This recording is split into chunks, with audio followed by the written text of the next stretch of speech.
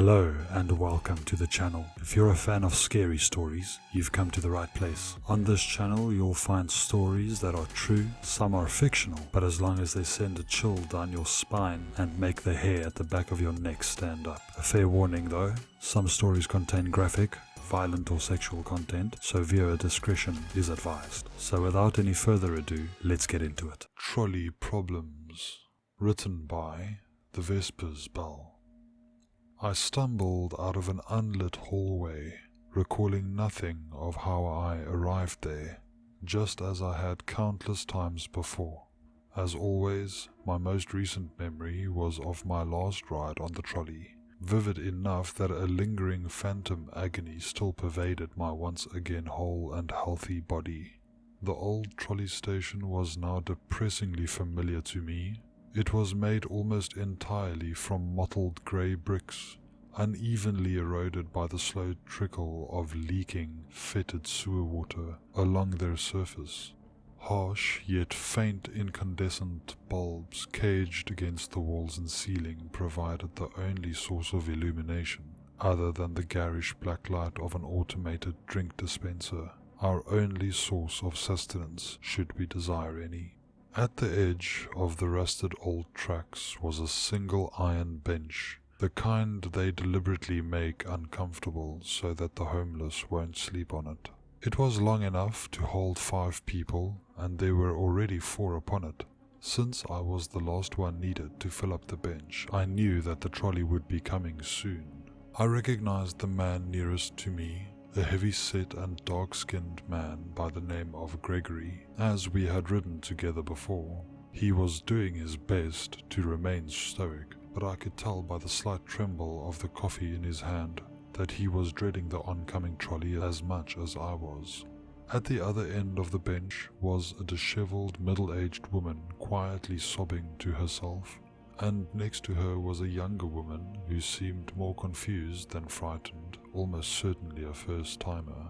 In the middle of the bench sat a preteen girl with dark black eyes and wavy dark hair pulled back in a half ponytail, wearing a red and white velvet dress, knee-high white socks, and shiny buckle-up shoes.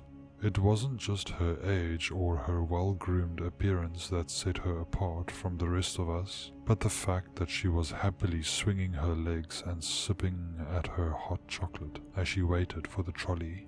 She even gave me an enthusiastic wave as I approached the bench. "Hey Max, good to see you're still keeping it together," Gregory greeted me, raising his coffee cup slightly in a commiserative toast. "Ladies, this is Max. I've ridden with him a few times before. Max, this young lady next to me is Sara, and that there's Desiree. The woman at the end isn't talking though, and she's got every right not to. We've got a kid with us today, which might boost our odds of being the surviving trolley. On the other hand, we've got a newcomer, and the committee will probably think that she needs to pay her dues." Hello there, Sara," I said to the girl in the softest tone I could. "Is this your first time here?" "Nope, I've ridden the trolley lots of times," she replied with an enthusiastic grin. I gave Gregory a bemused and horrified grimace, to which he merely shrugged in response. Hi, I'm sorry, but I still don't understand what the hell's going on here," Desiree interjected. "I must have gone into the wrong station, but then I tried to go back. I just ended up back here. It doesn't make any sense." "The only way out of here is on the trolley," I explained to her patiently. "Passengers only come in through the hallways, not out. The trolley never comes until there are enough people to fill the bench, which varies each time. Never miss the trolley. If the trolley leaves and you're not on it, the lights go out and you're stranded here in pitch darkness. Then you'll start hearing things. Whispers at first, but they get louder. They talk about you, but never to you, not even when they're standing right in front of you. First, they'll talk about how horrible you are and all the terrible things you've done, all your worst sins and secrets. Then they start talking about all the horrible things they'll do to you as punishment once they finally find you. It's such a bizarre and unnatural form of torment that you're sure you must be in hell. Then the lights come back on, and the older woman broke out into anguished wails, and I couldn't bring myself to finish. I hope I didn't need to finish. Okay, you people are messing with me, right? This is some kind of hidden camera show or something? Desiree asked in disbelief. They're in the tunnels too, but at least then you can escape for as long as you can see the light, Gregory added, not bothering to try to debunk her skepticism. And don't think you can get out of riding the trolley by throwing yourself in front of it either. Trying to take the easy way out will only make it harder on yourself, Sara warned with an insidious smirk. Before Desiree could ask her to clarify what she meant, we heard the god-awful screeching of the trolley as it pulled itself along its rusty cables and saw its cyclopean incandescent headlight in the gloom of the tunnel. It's here! The trolley's here! The trolley's here! The trolley's here! Sara screamed, excitedly bouncing up and down on the bench. Sparks flew off the overhead cables and the tracks as the trolley screeched itself to a stop in front of us. Its flaking crimson paint hardly distinguishable from the rust underneath. The number 5 was just barely legible on its side. The door slid open, and the woman at the end of the bench immediately raced through them, and the giggling young girl skipped along after her. With a heavy sigh, Gregory rose from the bench and trudged along after them. I patted him on the back as I followed, standing in the doorway as I waited for Desiree. I understand why you're skeptical, and why you wouldn't necessarily want to board a death trap of a trolley with 2 strange men, an obviously disturbed woman and a possibly psychotic little girl, but the trolley really is the only way out of here, I implored her. If you stay, you're going to find out the hard way why none of us would ever risk missing it again. She seemed to deliberate for a moment between the risks of being alone at the station or being trapped on the trolley with us, grudgingly settling on the latter. She hopped onto the trolley, and the instant I stepped out of the doors, they snapped shut.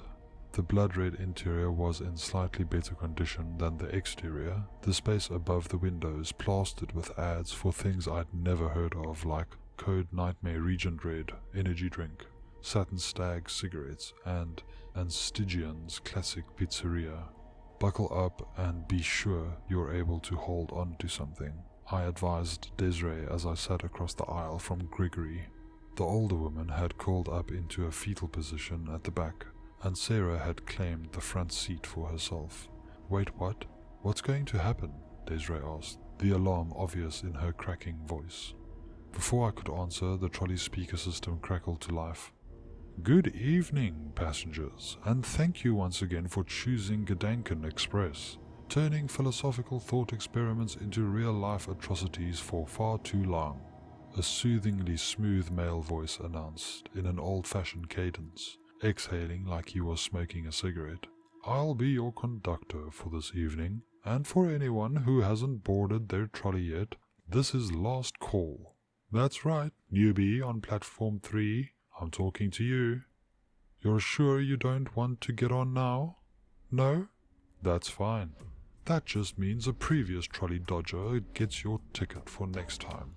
I'm sure they'll be thrilled. With a loud pneumatic hiss, the trolley began slowly chugging down the track and into the tunnel. For anyone riding Gedanken Express for the first time today, or any of our regulars in need of a refresher, there are 10 trolleys on each track, each with a varying number of passengers, the conductor explained. Every one of our passengers has had both their Kantian and utilitarian moral value quantified by the infallible experts on our award-winning ethics committee. And if you take issue with your ranking, tough cookies. You're not an award-winning ethicist, now are you? Actually, I can see we do have an ethicist on tonight's roster. That's part of what makes this so fun. While half the trolleys are controls, filled with random people, the other half are filled with passengers deliberately chosen to confound the system. Tonight, for example, I can see that trolley number 9 is filled with genetically identical clones of Adolf Hitler, but none of whom have any actual history of violence or extremism. Don't ask me where we got them, that's not my department. At multiple junctures along your journey, I will be required to choose which trolley must be sacrificed to ensure the survival of the others, until there's only one trolley left. I can base my decision on each trolley's net moral value, either Kantian or utilitarian or average moral value, or which individual is most or least deserving of surviving, or maybe none of the above. But I will tell you this, when in doubt, I pull the lever, since that's usually the correct answer to a trolley problem. Please keep in mind that while this isn't a social experiment per se, any attempt by passengers to sway the odds in their favor or take out the competition will result in me making ad hoc deductions to their moral scores, decreasing their overall chance of survival. I realize these experiments can be stressful, but keep in mind that you're doing it for science, or philosophy rather, which is just as important as science. I'm pretty sure. Try to be good sports about it, and remember that even if you don't make it, there's always next time. Wait, how is there a next time? He's going to kill us, isn't he? Desiree demanded. Then he brings us back. Don't ask us how, Gregory explained. We just stumble back onto the trolley platform like it never happened, just so that we can do it all over again. Over and over again, Sara cheered, bouncing in the seat as the woman in the back sobbed to herself. We emerged from the tunnel out of the side of an impossibly tall stone wall, out across a vast wilderness of sharp rocks and jagged gullies far below. We were held aloft solely by a pair of steel cables strung up by wobbly wooden poles, racing alongside several other trolleys to either side of us. What the hell? Desiree asked as she peered out across the unfamiliar landscape, no doubt at a loss as to where we were or how we had gotten there. Isn't it cool? Just like we're flying, except if the cable snaps, we'll fall to an instant fiery death, Sara exclaimed. Hey, can anyone see the Hitler clones? I want to see the Hitler clones. I find it best not to look at the other trolleys, I replied, though I was speaking more to Desiree than to Sara. Same, Gregory nodded. Sorry passengers, but it looks like we've already run into our first trolley problem, the conductor informed us. Seems like there's not enough power for all of us. That's funny since it's more of an engineering problem than a moral one. I'm just going to have to ditch the heaviest trolley. Moral worth of its occupants be damned. Trolley number 7, you're out. And before anyone there goes fat-shaming anyone, it has nothing to do with the passengers. Even completely empty, 7's just a big old clunker. Nothing but bad luck. Such a tragedy. We heard the distinctive sound of the mechanical lever being pulled, and trolley number 7 plummeted down to the sinister land below, smashing open upon the murderous rocks. Don't worry folks, even if they didn't all die on impact, the local wildlife will make quick work of them, the conductor assured us. And now that they can't hear us, I'll admit that I did pick the trolley with the most fat people to maximize the amount of food the scavengers would get. On a related note, if anyone here familiar with trolley problems is wondering, you can't actually stop a runaway trolley by pushing a fat person in front of it. Believe me, we've tried. Anyway, now that we have plenty of power, we can afford to speed things up a bit. Everyone, hold on tight now. We were all thrown back in our seats as the trolley suddenly shot forward, the cables weaving around rocky outcroppings and other obstacles almost like a roller coaster, a resemblance that only the ever-effervescent Sara seemed to appreciate. Folks, if you'll be so kind as to look out to your right, you'll see the Gedanken Express's pride and joy, our very own euthanasia coaster, the conductor bragged.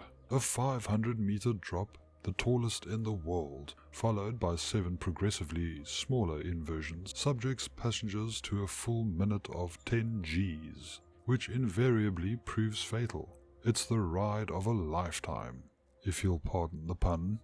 But there's one little problem. No one's riding it. Why? This is going to be terrible for the economy. I'm afraid one of you is going to have to go for a spin to drum up some business. Since it's a euthanasia coaster, I suppose I should send the trolley with either the lowest quality of life or the shortest life expectancy to keep up appearances, but since it is the most humane death on offer tonight, maybe it should go to the trolley that deserves to suffer the least. Decisions. The euthanasia coaster is awesome. Everyone should get a chance to go on it, Sara opined. I think the trolley with the fewest people that have already ridden the coaster should be the ones to ride it. Passengers, one of you just made a very thoughtful suggestion, and I think I like it, the conductor proclaimed with glee. No one on trolley number 4 has ever ridden the euthanasia coaster before, and there's a first time for everything. Enjoy the ride while it lasts. Another lever was pulled, and trolley number 4 was diverted to the dazzling and monstrous roller coaster looming on the horizon. No need for the rest of you to feel left out though. We've got plenty of chills, thrills and kills left in store, the conductor promised. If you look straight ahead, you'll see that we're just about to run out of cable. That's okay, because you're all carrying enough momentum to make it across the gap to the tracks on the other side. The bad news is that there are 8 trolleys left, but only 7 tracks across the gap. One of you isn't going to make it. Which one should it be now? I could just pick the trolley with the fewest passengers, but if I play that card now, it might just make for harder choices down the line. Yes, I can hear you shouting Hitler trolley number 3. What's it called when you base someone's moral worth solely on their genetic heritage? You know what? For your unabashed bigotry, I'm making an ad hoc deduction to your score. Trolley number 3 is off the rails. A lever was pulled and almost immediately we ran out of cable and were sent arcing through the air.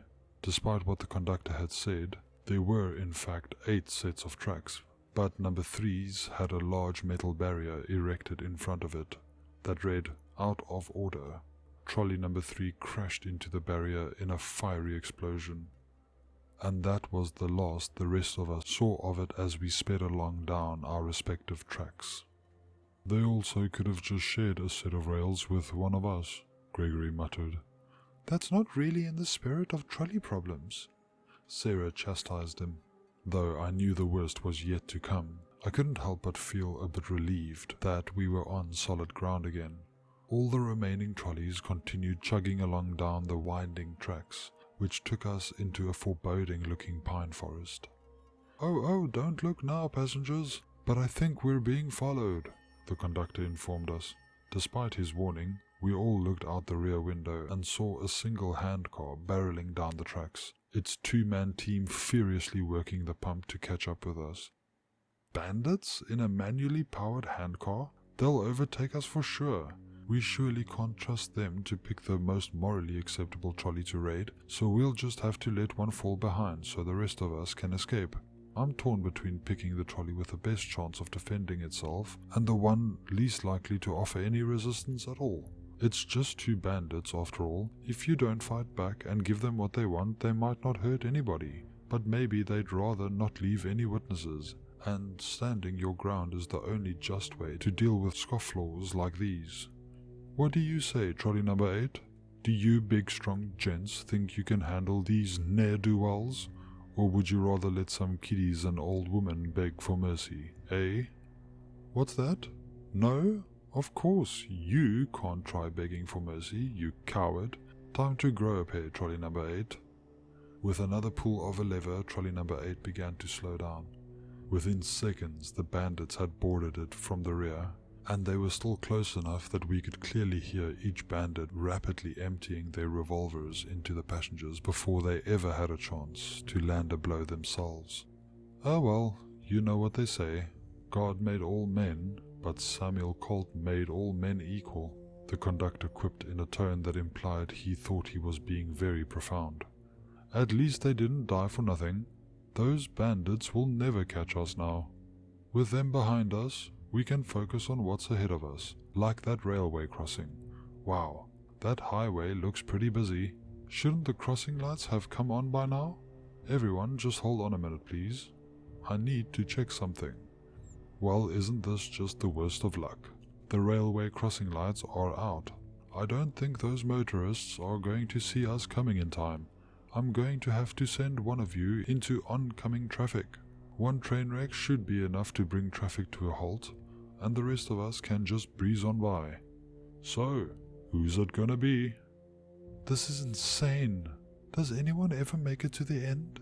Desiree asked, her gaze transfixed on the torrent of vehicles running perpendicular to us, a collision both imminent and unavoidable. There's no way to know.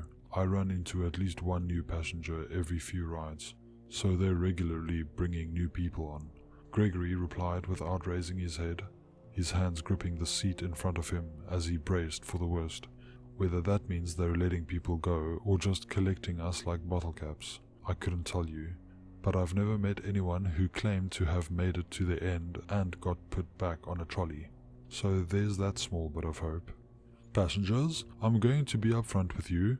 On paper, this is a pretty straightforward trolley problem, and I should just send the trolley with either the fewest people or the lowest net moral value into traffic, the conductor said.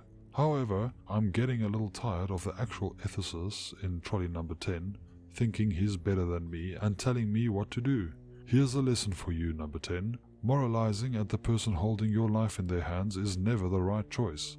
The conductor pulled another lever, and trolley number 10 shot ahead of the rest of us. The instant it made it to the highway, it was T-boned by a transport truck and plowed right off the tracks. The car behind the truck slammed on its brakes and caused a multi-vehicle pile-up. The truck itself started careening sideways, slamming into several other vehicles before skidding to a halt, its massive tank of oil exploding into a raging inferno upon impact.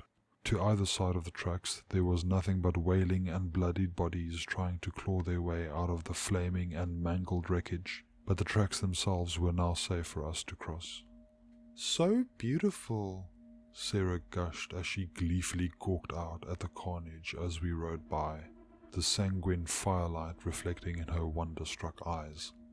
"I think that little accident killed more motorists than trolley passengers. I bet they're regretting not taking the trolley now," the conductor mocked them. "Hopefully, the next time we put them back on the platform, they'll make better choices." "Well, passengers, that's 5 trolley problems down. That means there are just 4 more to go. By making it this far, you've proven to be more morally valuable than average. You should be very proud and hopeful. Even if you don't make it out this time, the odds are in your favor that you'll make it sooner rather than later." "Don't let him get your hopes up, Desiree.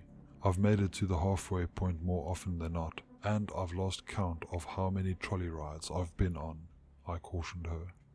"Passengers, I don't want to alarm you, but I've just received a message from the Ethics Committee," the conductor said in a hushed tone. "It seems that bombs have been planted aboard each trolley by terrorists. Not real ideological or ethnocentric extremists though, more like the kind you'd see in an 80s movie. Anyway, the only way for them to figure out how to disarm them is for me to intentionally set one of them off. Don't ask me how though. I'm not an explosive expert, just an enthusiast. Oh, these trolley problems are getting tougher now, aren't they? I just said that you were all above average moral value. None of you really seem to deserve to live or die more than anyone else here. In that case, I guess the only ethical choice is to pick a trolley at random, since killing some of you is better than letting all of you die. However," the conductor pulled the lever and trolley number 9 exploded, bouncing off the track slightly before capsizing altogether. "And boom goes the dynamite. I just killed 5 Hitlers," he boasted. I know, that's a little hypocritical because of what I said earlier, but come on, in what moral dilemma is killing 5 Hitlers the wrong choice? Besides, killed 5 Hitlers will look great on my CV, as long as I don't go into too many details. I'm going to update that now, actually. "Have any of you ever tried just breaking the door and jumping out?" Desiree demanded, her head rapidly swiveling between all the windows in the hopes of getting some early warning of the next horror we would be facing. "It's not easy, unless the trolley problem requires us to go outside," Gregory explained. "But even when you make it out and survive the jump, you never make it for long out there. It's not just the trolleys that are unnatural. It's this whole place. Even if you get off the tracks, there's no escape. And if you become a trolley dodger, they'll put you on the motorway or worse until there's a spare ticket for you. The only hope is making it to the end of the line. Desiree looked like she wanted to object, but didn't know what to say. The surreal horror of the situation was difficult to process, and I don't fault her one bit for not knowing how to react. If anything, she was doing better than I did my first ride. She turned back towards the front window, a bewildered and terrified expression overtaking her when she saw what was next for us. "What the hell is that?" she demanded, pointing to the shark-finned SS emblazoned airship hovering in the distance. "Yes, Nazi Zeppelin! Nazi Zeppelin! Nazi Zeppelin! We made it to the Nazi Zeppelin!" Sara cheered, bouncing in her seat again. "Hey again, passengers. I'm genuinely sorry for this one. I know these trolley problems tend to get a little more absurd the longer they go on for," the conductor said in a tone that sounded, if not apologetic, then at least sorry it was happening to him. I heard some ice clinking, and I presumed he was taking a drink of something alcoholic. Let me just try to read the nonsense the ethics committee gave me for this one. So the SS command is not happy that I killed their Hitler clones, despite their refusal to participate in any Nazi atrocities, and now they've come to avenge their loss. Just goes to show that even making the most ethical choices can have negative consequences if they piss off unethical people. The Zeppelin's going to blitzkrieg us as we drive under them, and because when all you have are trolleys, everything looks like a trolley problem. I'm supposed to elevate one of the tracks into a ramp to send one of you flying into it, destroying it Hindenburg style. So yeah, apparently Heinrich Himmler is on that thing. The memo in front of me doesn't explicitly mention time travel, but I can only assume this is a time-traveling trolley problem. I'm not sure if I'm only supposed to be considering the impact of destroying a trolley or all the ramifications throughout the timeline here. So I'm legitimately pulling a lever at random this time. No matter what trolley I pick, Himmler goes up in flames. And a 1, and a 2, and a 5, and a 6. A lever was pulled. The track in front of trolley number 6 rose up on a 45-degree angle, and Tchaikovsky's 1812 overture began playing over the speakers. The trolley went sailing through the air and collided straight with the Zeppelin, causing the hydrogen-filled balloon to ignite and engulf the entire airship in flames. The burning wreck rapidly descended to the ground, frantic screaming and angry German expletives still audible over the roaring fire and classical music, and we were just able to make it to the other side before it crashed. "Oh, the humanity," the conductor lamented theatrically. "Okay, despite my reservations about the setup, that was admittedly pretty amazing. It was a good enough spectacle to sacrifice a random trolley for, at any rate. Rot in pieces, Heinrich. Rot in pieces." "Wow, 4 explosions, 2 of them pretty big ones. And we got to see the Nazi Zeppelin. This is such a good trolley ride," Sara gushed. "What the hell is the matter with that kid?" Desiree whispered to me. "Never seen her before," I whispered back. "But there are worse coping strategies than that, I suppose." "Alright, passengers, listen closely now. The penultimate trolley problem gets a little complicated," the conductor announced. 3 other trolleys on a set of tracks perpendicular to us left their station at precisely 3:43 p.m. Mountain Standard Time. Each is transporting live human organs for medical transplantation and is thus traveling at a maximum speed and will not slow down for any reason. The slowest trolley is moving at 73% the speed of the fastest trolley, which is moving at 112% the speed of the middle trolley. The fastest trolley is carrying the organs with the shortest shelf life, and the slowest trolley the longest. However, the shelf life of the organs does not necessarily correlate with their moral or economic value, or that of their intended recipients. We also need to factor in the carbon footprint of each trolley and the potential labor rights violations of the railroad. "Bear!" Desiree screamed. I looked out to the front window and saw an enormous Kodiak bear charging down the tracks, growling furiously at us. As we whizzed past, it took a swipe at trolley number 1, knocking it clean off the tracks. The bear immediately pounced upon it and clawed it open like a tin can, savagely mauling its occupants as they screamed and struggled to escape. "Huh? That wasn't a trolley problem, passengers. That was just a random bear attack," the conductor informed us. "I guess that no matter how much you try to control every variable, some things are just outside of anybody's ability to predict or control for.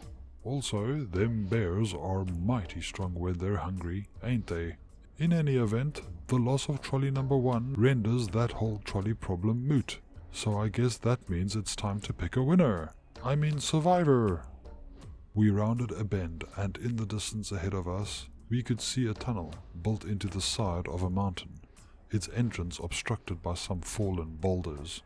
"There it is, passengers, the way out," the conductor told us. "Unfortunately, there's been an avalanche. The first trolley to hit it should be enough to clear the tracks, but it will surely be derailed in the process. It seems cruel that you both should make it within sight of the exit, but only one gets to go through it. Trolley number 2 is ahead of number 5, but I can change that with a pull of the lever, and you all know my policy on pulling levers." "Haven't made it this far since my first ride. The bastard likes to get the newbies' hopes up, that's for sure," Gregory said. "If I don't see you again, Desiree, remember to never miss a trolley," I stressed to her. "I know that dying over and over again is hell, but what waits for you on those platforms isn't any better." She looked at me with horrified, tear-filled eyes, and we all just waited for the sound of the lever being pulled that would signal our end. But it never came. Trolley number 2 stayed in the lead and crashed into the boulders, clearing them from the tracks before toppling off itself. We rode right by it, disappearing into the blackness of the tunnel before us. "What?" the woman at the back of the bus croaked, the first thing I had ever heard her say. "And we have a winner!" the conductor proclaimed, though I think we're all still more incredulous than relieved at making it to the end. "I know I said that I always pull the lever, but today the head of the ethics committee wanted to ride to the end. Remember, passengers, the true answer to any trolley problem you may face is whatever the boss says it is." Desiree understandably looked at me and Gregory with suspicion, but we both knew that neither of us could have been the one behind the trolley system. Technically, I suppose it could have been Desiree, or even the woman in the back, but Gregory and I didn't even entertain that thought for an instant. We both looked straight ahead to the person sitting in the front seat, the only person the conductor had ever listened to, the only person we had ever seen enjoy the trolley ride, and the only one of us who didn't seem surprised by what was happening now. Before we could decide how to react to this revelation, the trolley emerged from the tunnel at what looked like a train station in the real world. "We're out," Gregory murmured, a tear rolling down his cheek. "We're actually out." "That's right, passengers, and thank you for riding Gedanken Express," the conductor said as the trolley slowed to a stop. "You made a real contribution in the field of moral philosophy, and you should be very proud. While your phone plans may have lapsed, all your devices should be fully charged and capable of making emergency calls. Any changes to the timeline you may notice are most likely the result of me killing Heinrich Himmler.